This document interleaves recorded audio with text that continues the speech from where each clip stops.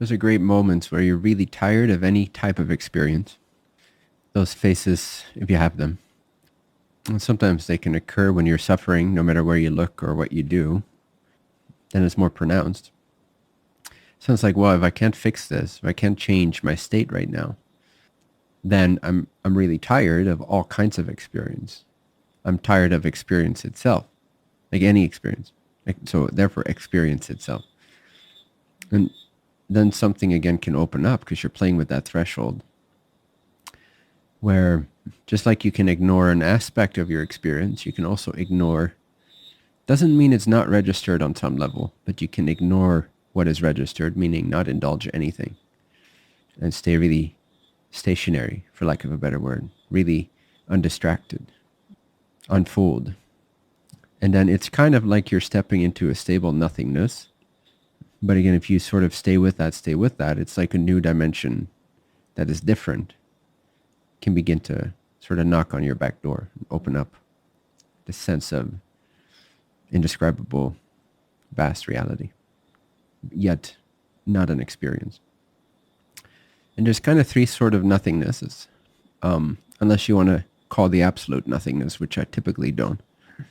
But there's just the concept of nothingness, the thought of nothingness, just the idea of a blankness, which can lead into sort of a blankness state, still within the mind. But it's basically just a concept in the mind. It's a thought form.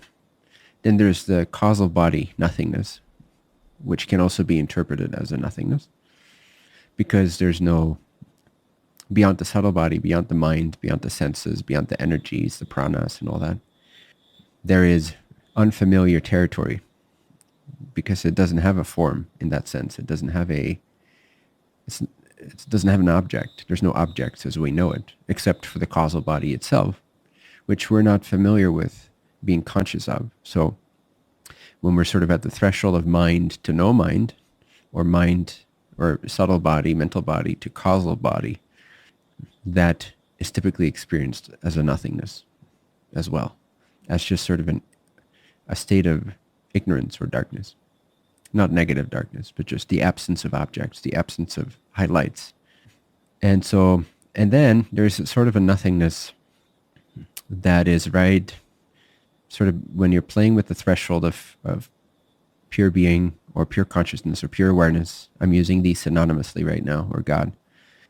When you're kind of at that threshold and you're starting to look and inquire beyond all experiencing, then when you're turning your back on awareness, all forms of consciousness, even the sense of being,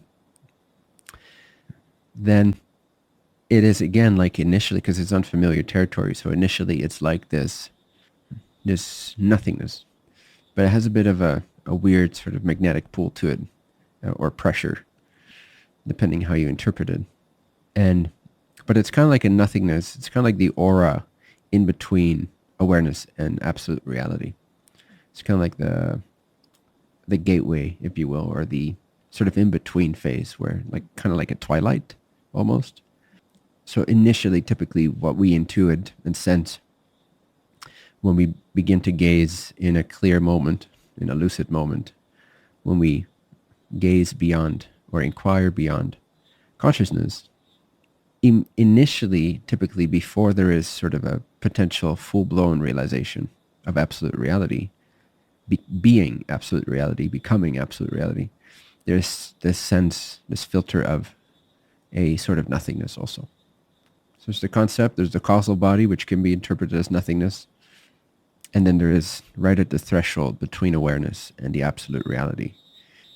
Before reality is really realized, before the lights, in a sense, go on. There's no lights, but before awareness really is absorbed into absolute infinity, there is this sort of yet another nothingness threshold, at least in my experience, I have found.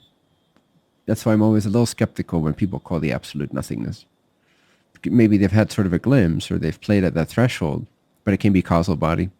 In the most uneducated cases or not self-aware cases, it can even be just the concept of a blank state of mind. Like the concept of nothingness, when you meditate on that, eventually it will take you into the causal body if there's enough concentration on the concept. But initially it's just like Oh yeah, I'm not having any thoughts or a blank nothing state of mind. And if people are sort of advanced, then they can come to the conclusion that they've transcended awareness and that they've really glimpsed the other side, but then typically they call it nothingness. Again, like when you sort of go through that threshold, like go through it, it is a little bit like going through a portal or a black hole where you really exit all your senses and all your conventional ways of experiencing. Well, you're exiting all of experiencing. But then it is, I mean, it's difficult to metaphysically be accurate in describing this. But how you could picture it is as if you are the shuttle, your consciousness is the shuttle, and it's sort of taking that black hole and it migrates to the other side, if you will. It migrates, it really transcends the whole sphere of consciousness, but it maintains itself. It doesn't go unconscious. It doesn't turn to nothing. It is like nothing because it's not a thing, but it is the infinite reality. It's like absolute. You realize like, ooh, this is absolute. You feel, you know, I don't know. It's so hard to describe, right? But because we're using senses and concepts that we're used to, but that's what I call, again, the exclusive realization of the absolute. Exclusive meaning at the exclusion of everything else. And therefore it is only the reality, but it is experiencing itself. It's kind of like the pure mirror of awareness. Instead of being turned towards the whole realm of form and consciousness and creation, it turns the other way, and it now illuminates the absolute to itself. You could say it in that way. Although the absolute itself is free of that mirror, of that awareness. So it's like the lights go off on everything and they go on something else that you've never known before. You have, but to the memory of you, it's a totally new, like unspeakable dimension of being, for lack of a better word. Being non-being, like being beyond being. A different realm. I mean, yeah, in a sense, you know, and that kind of brings up the image of, dimensions and stuff. It's not quite like that, but it is a valid way to describe it in one way because it's just a different realm of, like, there's no Totally different way to it's totally different. Yeah. There's no way to conceptualize it. Right. I wasn't thinking of dimensions or anything like that at all. It's just like complete unknown. Yeah. New realm. Yeah. It still trumps everything so far that I've ever tapped into. But it is so different that it's just almost confusing to think about it or talk about it. You know? I mean, it's not confusing to me, but it just generates, it's confusing to try to talk about it. Because you have to kind of, any pointer you give, you have to almost immediately negate it. So it's a little... we should do that with every topic. Oh, nice. Right? Yeah. As soon as you say something, you like, have to negate it and Booyah. Start again. Get some accuracy going. Yeah, penetrated the absolute. Booyah.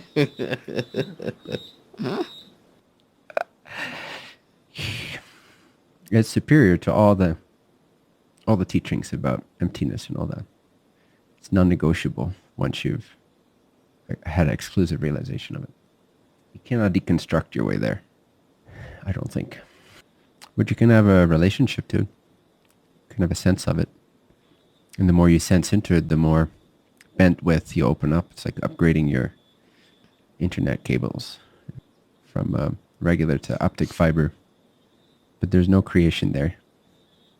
And it takes sort of a gradual, gradual too, although that's not what I meant to say, a relative level spiritual growth, which is gradual. It's a process. It's evolution. It's by choice and so forth, as opposed to the absolute being timeless and no progress and da. But it takes kind of a sort of a courage and a maturation and a growth after you've had an exclusive realization of the absolute to still play the game with full zest, to also honor this and to honor your relative role in things when you know the absolute. It's been my path anyway, so. Because everything pales in comparison, right? So it's like, but still it fills up the majority of your consciousness. So then you can stop honoring the relative, but then, you know, doesn't necessarily get you anywhere further or closer either. And even though this is so dense compared to that freedom, there is an appreciation available for the fact that this illusion has some kind of a purpose, intelligence behind it, that it is an expression of the absolute, and to appreciate the relative timing of the entity. It's a weird game, very complex, paradoxical. It's very strange indeed. This whole thing is just so strange.